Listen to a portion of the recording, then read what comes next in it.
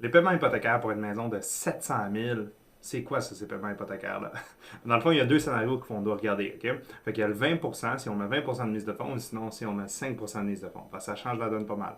Si tu mets 20% de mise de fonds, c'est 140 000.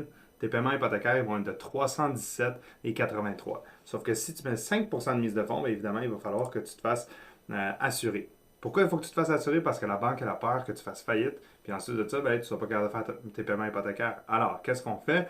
Sur ton premier 500 000, tu vas pouvoir mettre 5% minimum de mise de fonds. Puis pour le 200 000 après, il faut que tu mettes 10% de mise de fonds. OK? Fait que ça fait une mise de fonds totale de 45 000. Fait qu'on part de 170 000, puis là, on est rendu à 45 000.